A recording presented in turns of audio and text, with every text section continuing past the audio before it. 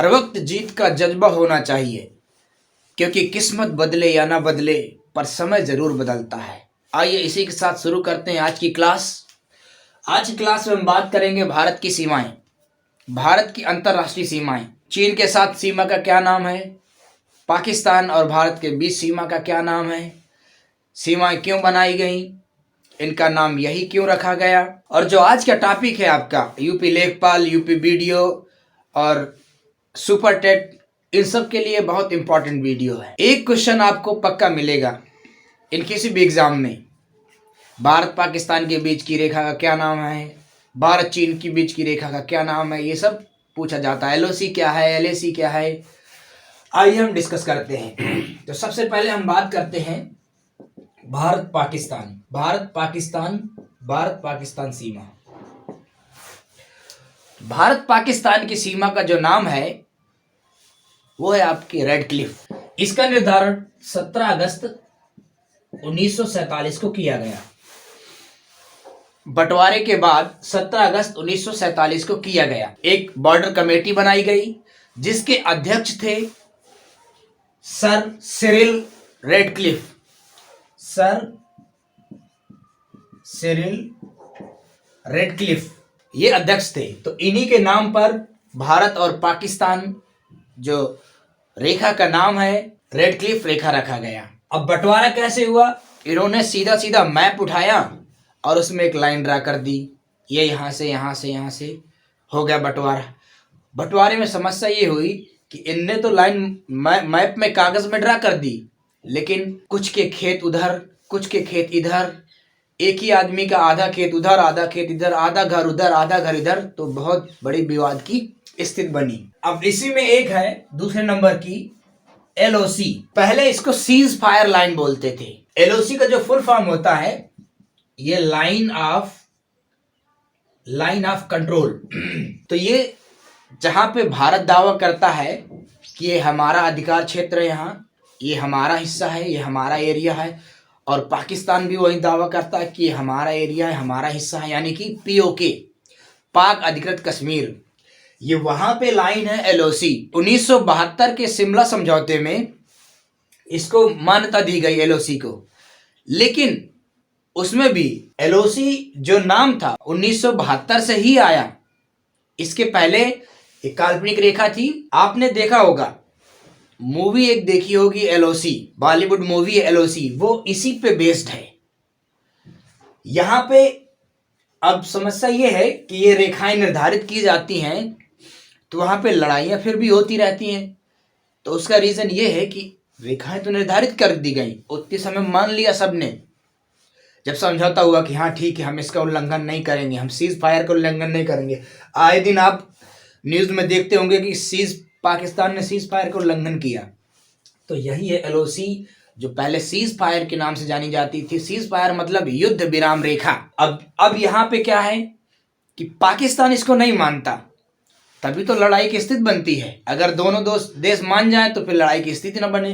Pakistan LOC को नहीं मानता, इसलिए वहां पे वो सीज फायर का उल्लंघन करता रहता है, जिसकी वजह से दोनों देशों की सेनाएं वहां पर 24 घंटा तैनात रहती हैं। अब आते हैं हम अगली लाइन जो है भारत और चीन के बीच में, मैकमोहन रेखा, जो अंग्रेजों के टाइम से 27 अप्रैल 1914 को इस रेखा का निर्धारण किया गया। 27 अप्रैल 1914 को इस रेखा का निर्धारण किया गया, मैकमोहन रेखा। अंग्रेजों के शासन के दौरान भारत और चीन के बीच उत्तर पूर्व में इस रेखा का निर्धारण किया गया। उत्तर पूर्व में यानी कि जो आपकी मैकमोहन रेखा है, इधर कौन सा स्टेट पड़ता है, अरुणाचल प्रदेश। अरुणाचल प्रदेश के एरिया में ये आपकी मैकमोहन रेखा है। अब कहेंगे तो पूरे में नहीं है, नहीं, ये अरुणाचल साइड के एरिया में है। उसके बाद आपका यहाँ भूटान पड़ जाता है, फिर नेपाल पड़ जाता है। नेपाल के बाद यहाँ रेखा है, वो दूसरी रेखा है, उसके बारे में भी हम बात करते हैं।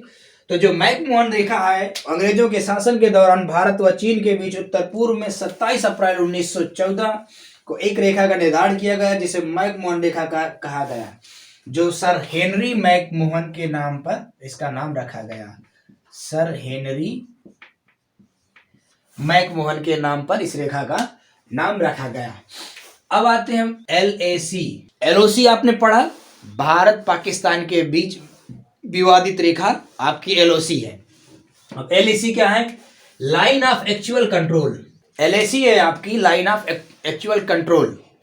ये जो आपके सियाचिन साइड, लद्दाख के एरिया में ये काल्पनिक लाइन है LAC, line of actual control.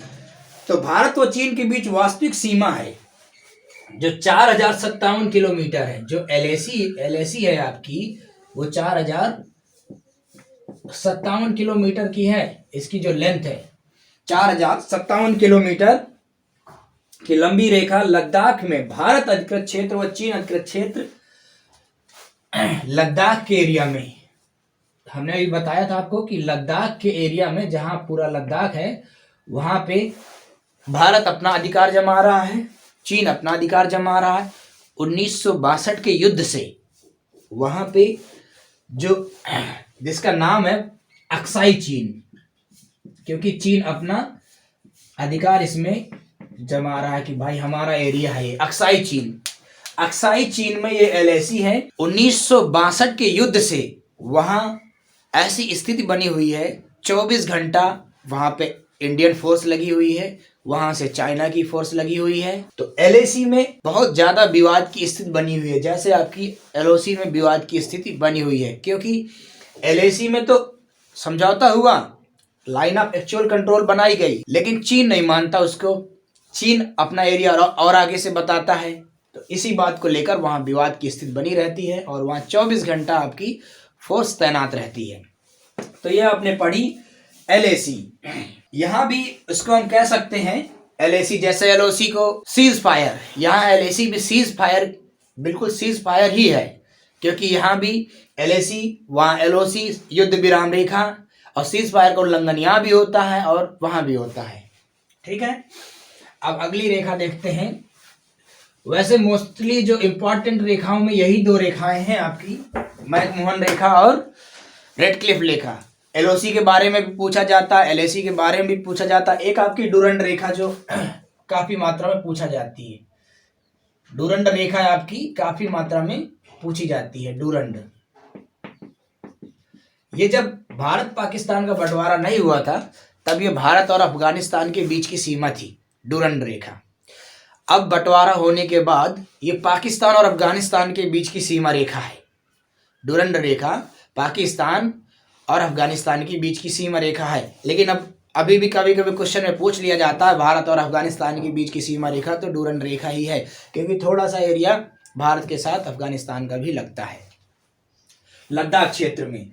तो डूरंड रेखा वर्तमान में पाकिस्तान और अफगानिस्तान के बीच 2430 किलोमीटर, 2430 किलोमीटर की इसकी स्ट्रेंथ है डूरंड रेखा की। इस रेखा का जो निर्धारण किया गया था 1896 में एक समझौते के तहत किया गया।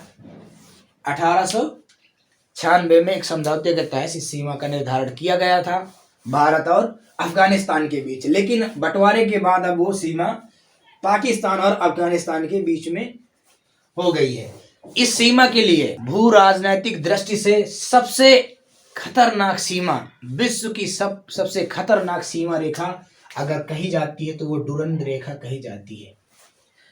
अफगानिस्तान के बारे में आपने कुछ दिनों पहले न्यूज़ में, टीवी में चर्चा में सुना ही होगा। तो डूरंड रेखा जो अफगानिस्तान और पाकिस्तान के बीच में है, दुनिया की सबसे खतरनाक सीमा रेखा मानी जाती है, क्योंकि वहाँ पे 24 आवर विवाद की स्थिति बनी रहती है, लड़ाई झगड़े होते ही रहते हैं। अब इसमें क्या है, जो डूरंड रेखा है इसको पाकिस्तान तो मानता है कि ठीक है ये सीमा रेखा बनाई गई, हम अपने अधिकार क्षेत्र में, आप अपने अधिकार क्षेत्र में, लेकिन अफगानिस्तान इस सीमा रेखा को नहीं मानता। तो मैंने आपको पहले ही बताया कि लड़ाई की स्थिति तभी बनती है जब दो लोग आपस में बातचीत कर रहे हों, उनमें से एक बात नहीं मान रहा, एक बात मान रहा है, तो डेफिनेटली लड़ाई होगी। दूसरा कब तक बात मानता रहेगा? तो यही कारण है कि इन सीमा रेखाओं में हमेशा विवाद की स्थिति बनी रहती है। तो ये था आज का टॉपिक। कैसा लगा आपका टॉपिक कमेंट करके बताएं। अगर किसी भी टॉपिक का आपको वीडियो चाहिए, जल्दी चाहिए, तो आप मुझे कमेंट में बताएं, मैं उस टॉपिक पर वीडियो पहले बना दूंगा। तब तक के लिए goodbye and take care.